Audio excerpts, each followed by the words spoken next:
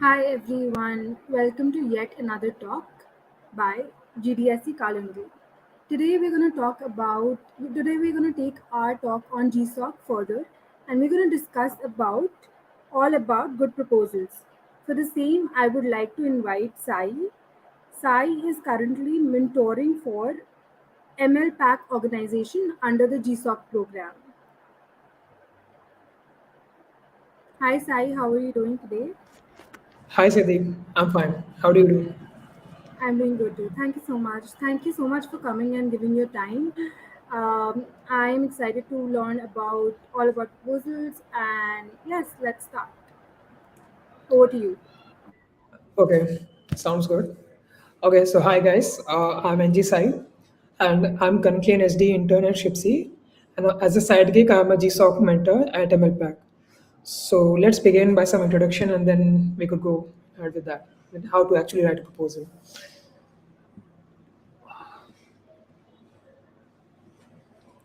Let me know if my screen is visible.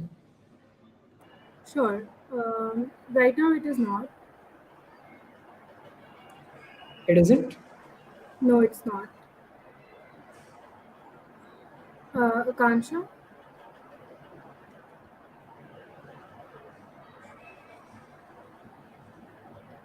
I think there's some technical glitch. Oh, right. How about It now? is loading. Yes. Is Can you guys see the slide? Yes, we can. Okay, nice. So welcome to how to write a good proposal 101. So let me give you some background. So let's before we go into GSOC, I suppose you guys are familiar with open source and how it all works. So let's first break some stereotypes because that's the first thing we should do. So the first stereotype is GSOC is almost impossible to crack, and only a few selected people who have immense talent can get into it. On the contrary, GSOC is actually not that difficult. In fact, it's quite easy if you choose the correct organization and if you plan your way correctly, it's quite easy to actually crack this. And now the second stereotypes that comes is why would they choose me instead of some kid who's from IIT, who's from Harvard, and there are pretty much a lot of institutions, right? Very great institutions. Why should they choose me? Well, to be honest, GSOC is one of the most unbiased platform that you're competing in. Like if you say you're applying for some normal internship, they would actually see which in university you're from and all that. But GSOC won't see that. They only care about your contribution, how good is your proposal, and how much the mentors know you. So this is your chance to actually this is your chance to prove yourself, and without the tags, you can get rid of the tags, and you'll only be judged by your talent. And now the second question is, and the third stereotype is, what if I think most of you are from BWOP or so I've heard. So I don't think that is related to CSE or even BTEC actually. But you don't really have to be like GSOC actually prefers, GSOC actually encourages candidates who are not from the CSE background. In fact, a recent statistics released by the GSOC actually showed that a lot of the students are actually from arts background.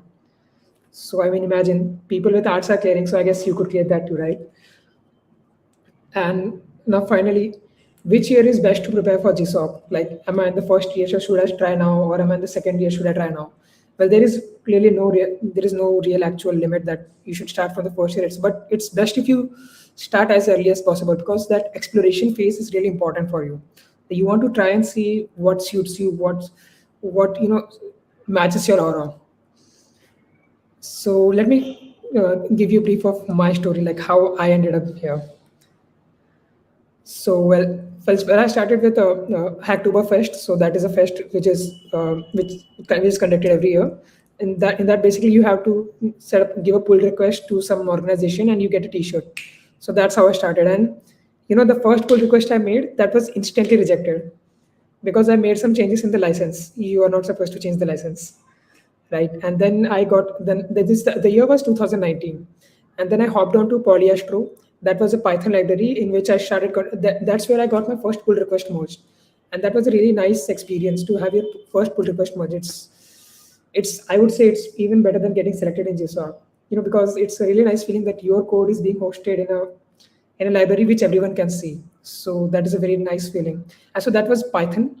This was it. Polyester is purely in Python. And then I moved on to C++ because why not?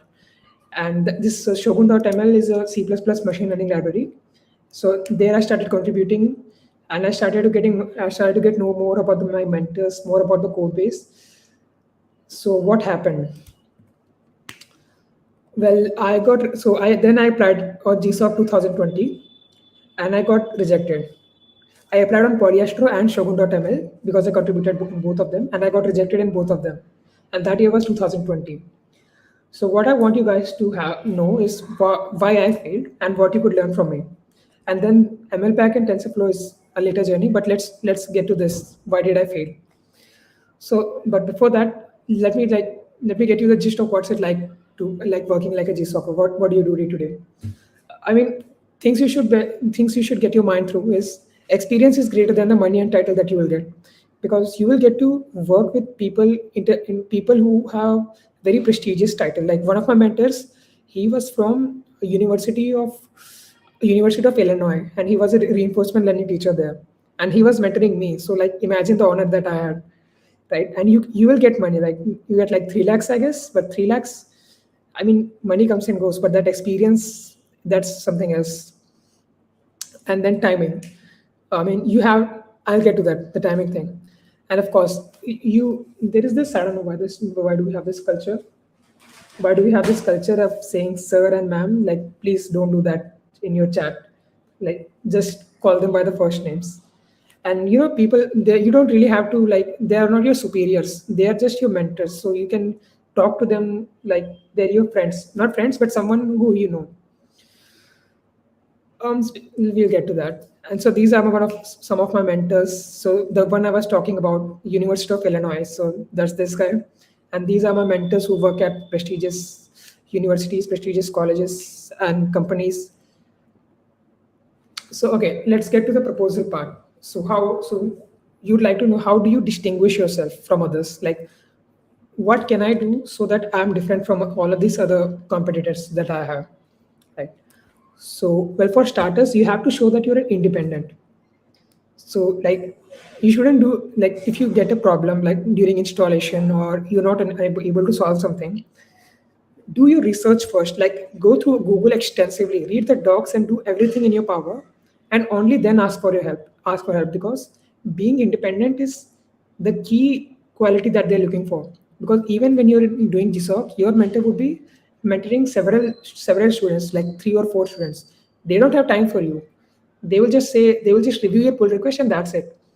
The entire plan of how this project is going, what is the plan of this project, that is entirely on you. They will just review your proposal, and they'll just review your pull request, and that's it.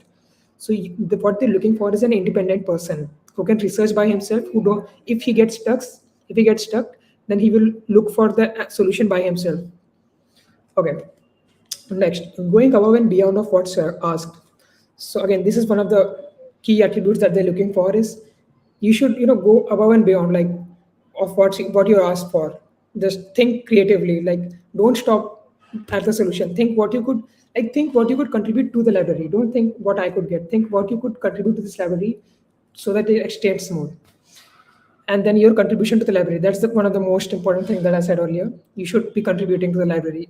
Some people say it's actually matters more than your proposal itself. Your contribution matter more.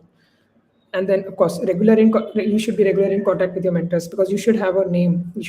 The mentor should know you, like what kind of person you are you reliable, what kind of contributions you are making, are you regular with your contacts, all that thing. And whenever you're writing a proposal, you should have it reviewed at least once before you're submitting it finale. At least once, that is a must. Okay. And of course, choose one project and one project only. Don't go for multiple projects. I know, like, Google allows for you to submit multiple projects, but just don't. Just focus on one organization, one project. You won't have time for 2 projects. I'm guaranteeing you won't have time for 2 projects. Just choose one project. That's it. Now the question comes, how do I choose the right project? How do I choose the right organization? Well, to choose the right project, you should have an interest for it, of course. You should be interested in that. And second, you should have an in-depth knowledge of what's being asked. Like, you should know everything about that small topic. So probably if let's say you're implementing a research paper, then you should be well thorough with what the research paper is, what's it implementing, what is the language, everything, like A to Z.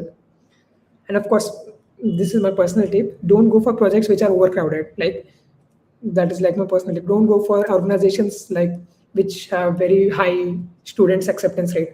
Let's say if an organization is choosing 30 students per year, that means about 100 students are applying per year, and only 30 people are getting selected. So though if you're competing with 100 people, like they are like super talented people, so you won't the competition will be very tough. Instead, choose a organization which like accepts 8 students or 5 students, so you will know that okay, this organization isn't that famous, so you can make your you can get you can know your mentor well. But if there are a lot of students, then you can't establish that one-to-one connection with your mentor. It's really hard to create a separate identity of yours. And of course, your contributions, whatever contribution that you are making, should align with your proposals. So I'll get more onto this. Okay, okay. So again, so what happened with? I told you about the why I got rejected. I was reminiscing on why I got rejected in Shogun.ml. One of the primary reasons I got rejected was because the project was about a C++ implementing an algorithm in C++, but the contributions which I was making was in Python. Now imagine you are a mentor. Of course, you would choose a student who has demonstrated that he knows about the project. And how could a student demonstrate that he knows about the project? If his contribution is aligning with the project, only then you could know that yep, that this guy knows about the project, and since his contribution has been related to the project, he's more likely to succeed in this. Because the mentors have this one dilemma that if they've selected you, you should be able to complete their project. So you want to show them that okay, I am like capable of completing this project. So what I'll do right now is I'll show you my proposal, right? So you could get to know that how I made myself known, and how I gave them the trust that I can actually complete this project. So for starters, you should have the personal information. That should always be the first thing. And then language. Okay, some organization actually have a template for it, so you could go for that, but most of them don't. So it depends. Like there are several thousands of proposals online, so you could just I will share a link for that. I'll send it to the group, and they'll share it with you. Okay, so this template was completely made by myself. So like feel free to use this if you like. So first is personal information, of course, and then your language proficiency. This was asked by my organization. That's why I put it, but it's not compulsory for you. And then this is the most important part: your contributions. So you should show. So my organization was MLPAC. So I showed them all. I listed all my pull requests which I've made in that organization, so that they could know that they can trust me. So it's nice if your pull requests were merged. The more your pull requests are merged, the better. So see, all of my pull requests were merged. So these are like how many? 1, 2, 3, 4, like about 10. So I merged 10 pull requests before I was actually, accepted. And this was Shogun.ml, which I was rejected previously. But even if you contributed to some other organizations, you can like freely put your or you can put your pull request here. It doesn't matter. They just want to know how acquainted you are with open source. It doesn't matter what organizations you contributed to. So I've also added the previous year contributions, and I've contributed to TensorFlow. So I've added that as well. And then they will ask you for your relevant courses, so that they could know that you could actually understand the research paper that they have put forth. So this is so I've put the relevant courses. And it depends on how you divided the project. Because the more divided and more modularized your project is, that the more they get to know that you have made a complete sense of the project. Because that's what they want, right? They want a complete roadmap of what you are going to do. What is the step one? What is the step two? What is the step three? That's what they want to know. So this is why divide your project into sub projects, and your sub projects into separate goals. So in my sub project one, these were my goals, and then sub project two, these were my goals. And then okay, a lot of people actually miss this point. Is as much as you're coding and merging your code, it's even more important to have the documentation and testing. Like most people focus on the coding part, but you should also keep some time aside for documentation part and the testing part. Because if a code isn't tested, then what good is that code, right? that doesn't make sense to, then they will just delete that code if that code isn't working. So whenever you're planning the timing thing, you have this timing thing, right? Expected timeline. You should always keep some time aside for testing and some time aside for documentation. If you do that, I will guarantee you your mentors will be impressed, because most people miss that, the documentation and testing part, even though that is as crucial as writing the code itself.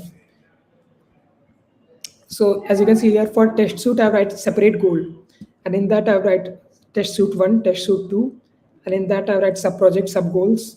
So all these are like really important. The more modularized it is, the more they get confidence that you actually know what you're doing. So now that you're done with the overall view, so this is the objectives, right? So now you can get to the problem statement. So this problem statement you have to repeat when you're submitting your proposal in GSoC, like the official website, you have to write the problem statement there. So you just copy that here. So you should write 1 or 2 paragraph summary of in the entire proposal, what you're trying to do. So it is good to actually learn what people have done it previously in the past. You should know that what efforts were put in the past, what can you add now, and what are they expecting from you. These 3 things you should keep in mind. So that's what I did. So my first paragraph was dedicated to what were the things which were done in the past, and then I started with what I'm proposing to do. So that's the thing. And next, some background information. So this is just a theory. So I'm just demonstrating that I actually know the theory. This may or may not be compulsory. And now going to algorithmic details. Now here again, I'm explaining the theory, that how the algorithm is working. I'm just like flaunting my skills basically. And of course, show as much code snippets as possible. Like here I've shown how the constructor would look. This doesn't have to be accurate. This doesn't have to be like compulsory fixed. But if you write this, then they will know that you have some actual plan established, and not that you're saying something that I will do this, I will do that. No, they want some sample codes, and they also want some demonstration, like a small demo or YouTube video, anything, so that they could trust you. That's what they want. They want to trust you. So I've written a sample constructor here, and then I've written a sample code that how will the user use my code. So this is the sample code I've written. And then I've written an in-depth explanation also, and I've written a pseudocode for it. And of course, this code doesn't work, but I just demonstrated that this is how the code would work, like an overall view. That's why it's called pseudocode, right? This is just to show that you actually know what you're talking about. And then I've explained, I've taken some snippets from the research paper itself, and then I've put it here. And again, some pseudocodes and some code snippets. And again, some terms, it's defining the terms and explaining that. So like these are your selling points, right? These code snippets, these pseudocodes, this YouTube video, and even I've made this, animation for them.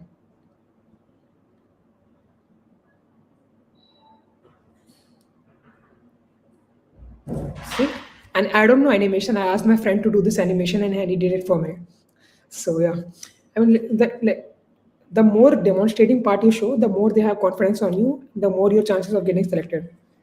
These code snippets, these pseudocode, these animation, and if you're doing some animation thing, or even a YouTube video, all this helps build support and rapport between you and your mentor.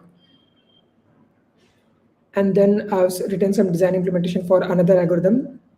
So same thing here. And see, I've dedicated a separate section only for testing and documentation, because as I said, testing is as important as code.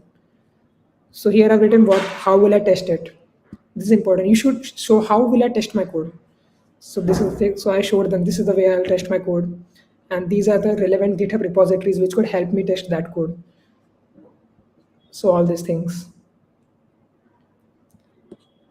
And finally, your expected timeline. So here, like, be realistic, like be really, really realistic. Like you should say that week 1, don't say that week 1 I'll do this entire project. No. Week 1, like I started the documentation, write some documentation, write some code, that's it. Yeah, like under proposing and over delivering is better than over promising and under delivering. More like it is fine if you do very less work, But if you propose a lot of things, you will get immediately rejected. It is fine if if you propose that I will only do very small, very less things. That is fine, but they should be sure that you will be able to complete that thing. That's what they want. And of course, keep some weeks for some unexpected things. So it's like week 5 are just finalizing changes and code cleanups.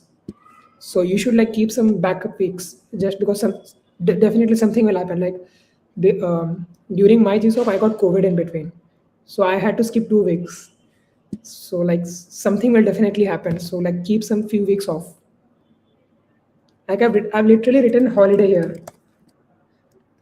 So like they don't care. Like they just want that you should be able to complete this project.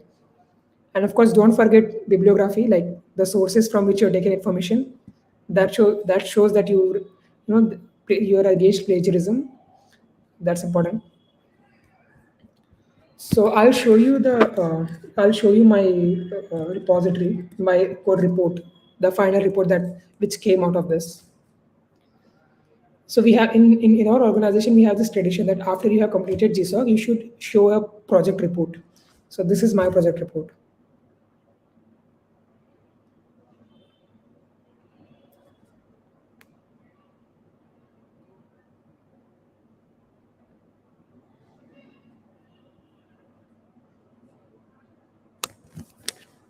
And these are the pull requests which I merged.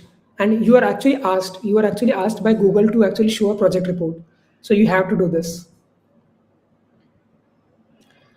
So yep, that's all from my side. Do you have any questions? Please feel free to ask.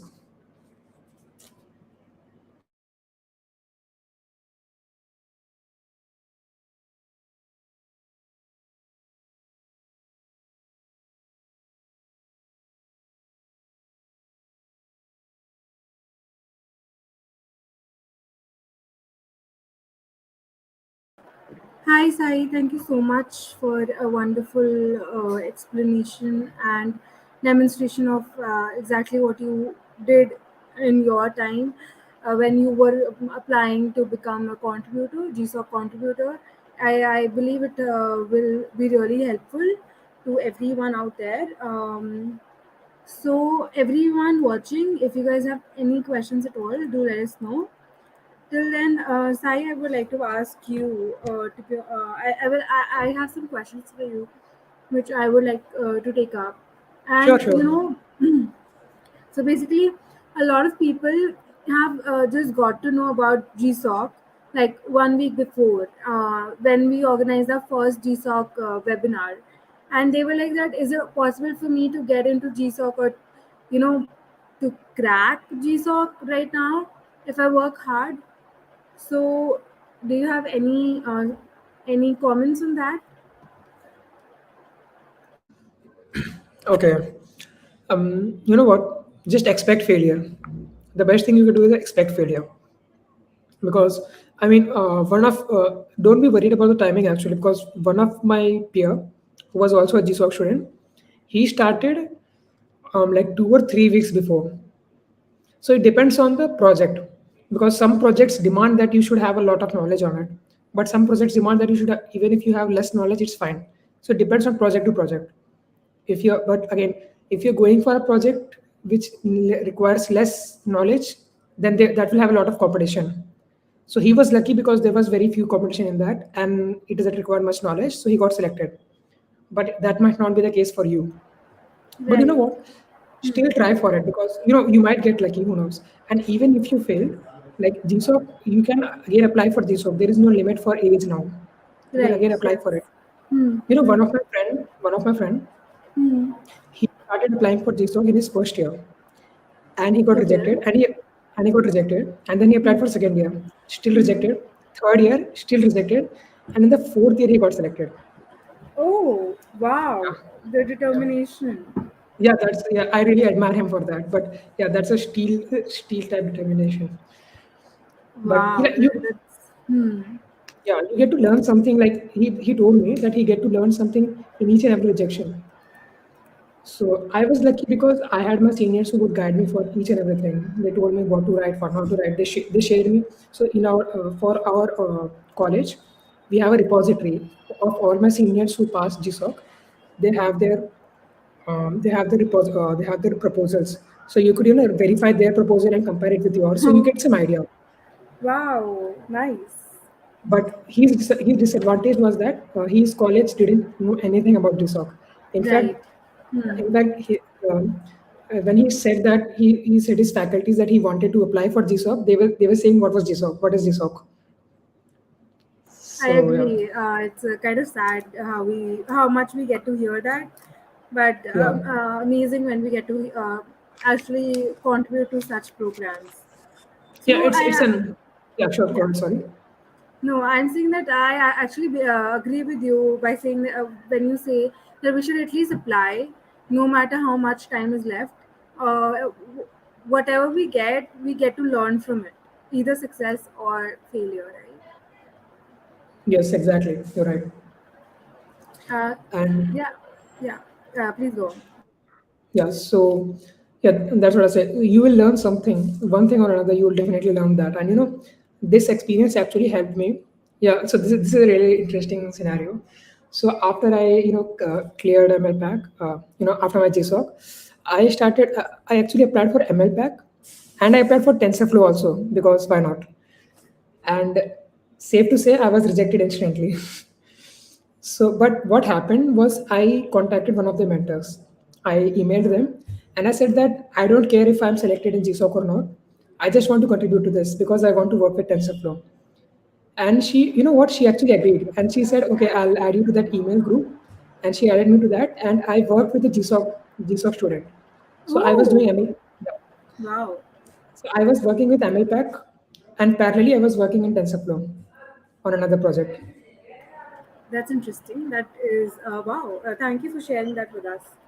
Yeah. Mm, so again, so my next question comes into picture, and I just want to know. I just want to understand, or want even the audience to understand, what kind of knowledge do they really need to have to be eligible, or not to be eligible, because there's no guidelines to be, of that you need to know this and that.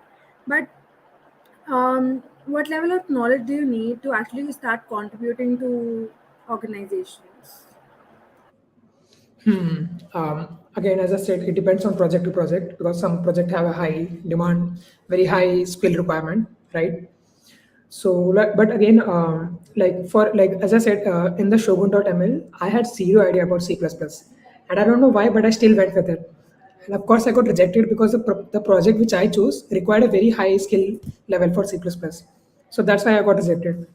So, but I still got to learn about C++. So, what I would say is, it depends on the project. Like they will actually list that the student should know this, the student should know that, and you could try that. Can you learn this skill in this amount of time? Or you could say that, let's say you can't, but you're still very very interested, and you have shown some demonstration that you can do this, you can do that. Let's say the project requires that you know Python, you need to know C++, right? And you know Python very well, but you don't know C++. You can say it loud and clear that I don't know C++, but I'm willing to learn, and they will accept you because GSOC is all about learning. They don't you are not supposed to know everything beforehand. When you get inside, and mentor will show you what to do, what not to do, where to learn from. It's all about learning. But then you will ask me, then why are they putting these requirements? Because they don't want you to be completely clueless. They should know that at least you can do something when I show you the resource. So that's the requirement. You were saying something. No, I was just commenting on what you said, and it really makes sense that all you need to do is the right communication with your mentors, and you need to just put it out there that, okay, I am willing.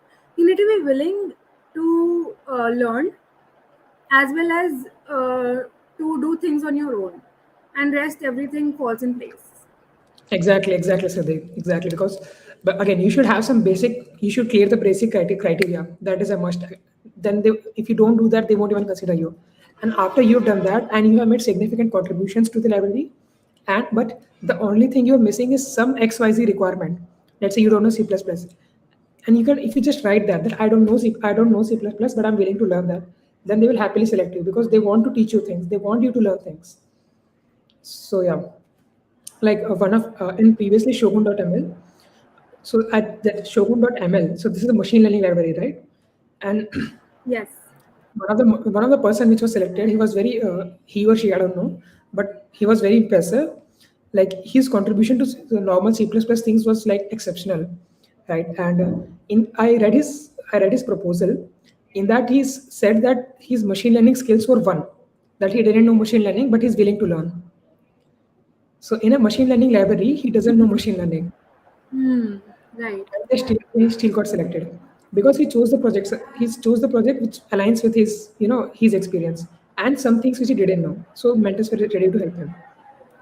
That's interesting. Right. Yeah. Um, so the next question comes that what if you do not have a lot of contributions, beforehand? So what to do exactly for that?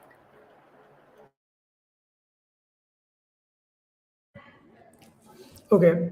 So again, it depends on project to project because as I said, what you want to do is you want to establish a rapport with your mentor that they can trust you, that you could actually complete this project. So if a project has a very high skill cap, then they would want to see more pull requests from you so that they could judge you that, okay, since this guy has merged this many requests, I can be sure that he could complete this project. But let's say the project is very easy, then you don't need that many pull requests. But at least one or two pull requests is necessary. I've seen some of the people who didn't make any pull requests and they still got selected. So again, this depends on the project. No, could you repeat? I think I missed that part. You've seen some people who have not made any pull request and they've still got selected? Yep, exactly. Wow, I think I'm getting to explore and learn a lot about the inside facts about GSOC. Yeah. Um, so I think my next question actually revolves around your organization that you're currently going to mentor during the period. So could you let us know about the expectations there, and how is the work culture there? What kind of candidates are they looking for?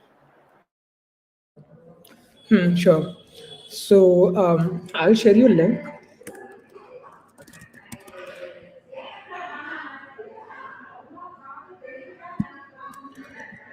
So this I'll share you like how do I type it in? So yeah, so many of the organizations actually write it out that what they're looking for, what is the ideal candidate. What I did in ML Pack, I just straight out asked the mentor that what are you looking for, and they said that I don't care if you actually know the theory. Like I was, you saw my proposal, right? I've written a lot of theory. They said, I don't care about the theory. We Hmm. are professors. We could help you with the theory. But Hmm. what we want to do is we want to make sure that you know how our current code is implemented and how you can Hmm. merge your code with our current code. Because a lot of time what happens is you have some new fantastic code, but Hmm. it is It it is doesn't not agree feasible with the previous it, code. it doesn't agree to the design principles of the current code. So they have to dump Hmm. that code. So Right. they have the priorities. Every project has some priorities. Hmm. So if you just straight up ask them, what are you looking for? Then they will just tell you that, okay, I'm looking for someone who has code. I don't care if he has theory. So I wasted a lot of time in theory. I should have asked them before, but no problem. That's why I wrote the design separately, right? You saw I written so many pseudo codes. Right. Yes. Yes, that was because I wanted to show them that, yeah, this will actually fit in with our current library. I want to prove that to them. So that's why I did a separate thing. Oh, interesting. Nice. Um, so yeah, I think that covers it all actually, and we would love to have some last notes from you. Anything that you would like to suggest to the contributors or audience who are listening to you today? Okay. So I think since you guys are starting late, like don't be afraid of failures first thing. Like let me be really, really clear. Like 90% of you might fail. But what is failure? You should think that what is failure? Like, okay, I might not get selected this year, but you should think about that guy which I told that who applied for 4 years straight and got selected in the fourth year. So you should always think of that guy when you're getting a rejection. So you might fail, and that is completely fine. You still continue to work on that project, and still, even though they didn't select you, you still complete that project. You still talk with them and still complete your proposal, because you could still put it in your resume that I have done this in this, because a lot of companies actually value open source contribution. They would see that, okay, you have some experience, because open source contribution shows that you have some professionalism in you, and you have some collaboration you're used to collaborating with people. So that really shines in your resume. So even if you fail, that doesn't matter. Besides besides GSoC, there are other open source programs like Outreachy. There is Outreachy. There's this thing out of what, then Microsoft RLOS, and there are so many open source programs. So don't worry. Like and there is also that Girl Script Summer of Code, right?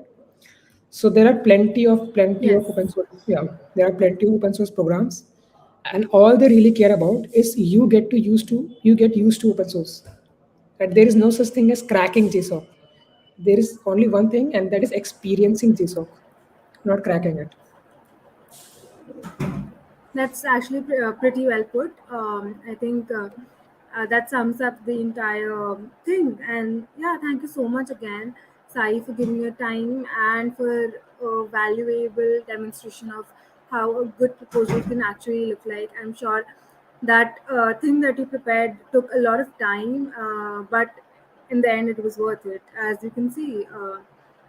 So yes, thank you so much. Thank you so much to the audience for being with us here. Hope you all benefit and hope you all are not afraid of failure now. Please let's be determined and let's keep contributing to open source. Until next time, guys, thank you so much for coming in today. Thank you for having me.